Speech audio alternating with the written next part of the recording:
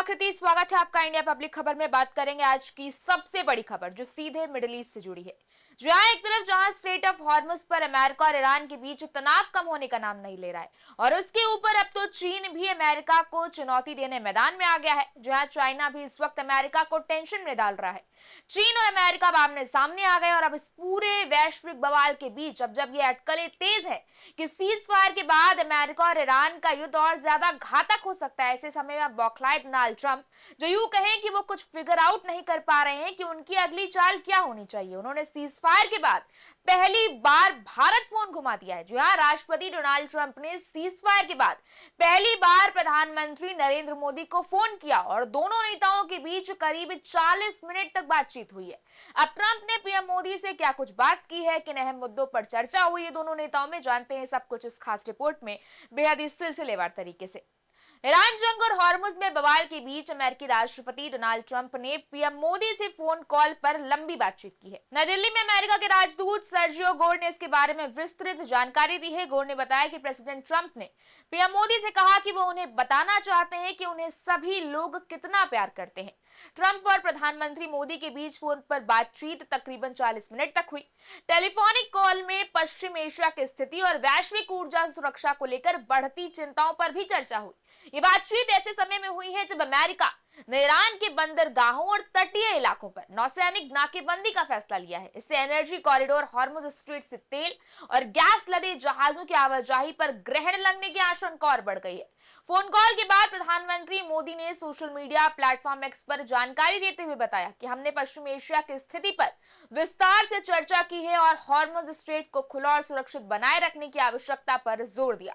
ये जलमार्ग वैश्विक ऊर्जा आपूर्ति के लिए बेहद महत्वपूर्ण है क्योंकि दुनिया की लगभग 20% तेल और गैस आपूर्ति इसी रास्ते से गुजरती है। दरअसल हाल के घटनाक्रमों में ईरान द्वारा इस जलमार्ग में जहाजों की आवाजाही को बाधित करने से वैश्विक बाजार में तेल और गैस की कीमतों में तेजी आई है। इसका सीधा असर भारत सहित कई देशों में ईंधन और रसोई गैस की आपूर्ति पर पड़ा है। कतर, यूएई और कुवैत जैसे देशों की ऊर्जा आपूर्ति भी इससे प्रभावित हुई है, जिससे इंटरनेशनल लेवल पर चिंता बढ़ गई है। इस बातचीत को दोनों देशों के बीच संबंधों को मजबूत करने की दिशा में भी अहम माना जा रहा है। पिछले वर्ष अमेरिका द्वारा भारत पर लगाए गए टैरिफ की वजह से द्विपक्षीय संबंधों में कुछ तनाव देखने को मिला था। हालांकि इस कॉल के दौरान दोनों नेताओं ने व्यापक वैश्विक रणनीतिक साझेदारी को और मजबूत करने की प्रतिबद्धता दोहराई। वहीं दोनों देशों के टॉप लीडर्स की वार्ता पर भारत में अमेरिका के राजदूत सर्जियो गोर ने भी इस पर बातचीत को सकारात्मक और परिणाम देने वाला बताया। उन्होंने संकेत दिया कि आने वाले दिनों में ऊर्जा समेत कई क्षेत्रों में भारत और अमेरिका के बीच बड़े समझौते हो सकते हैं। उनके अनुसार दोनों देशों के बीच कुछ बिग टिकट डील्स पर काम चल रहा है, जिनकी घोषणा जल्द की जा सकती है। पश्चिम एशिया की स्थिति पर चर्चा करते हुए अमेरिकी पक्ष ने स्पष्ट किया कि ईरान द्वारा जलमार्ग में बाधा डालना वैश्विक अर्थव्यवस्था के लिए नुकसानदायक है।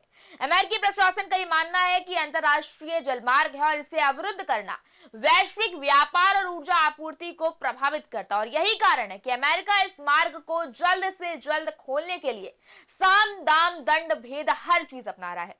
वहीं इस बीच भारत के विदेश मंत्री एस जयशंकर और अमेरिकी विदेश मंत्री मार्को रूबियो, इनके बीच भी लगातार संपर्क बना हुआ है। बताया जा रहा है कि रूबियो अगले महीने भारत दौरे पर आ सकते हैं, जहां क्वाड देशों के विदेश मंत्रियों की बैठक भी आयोजित होने की संभावना है।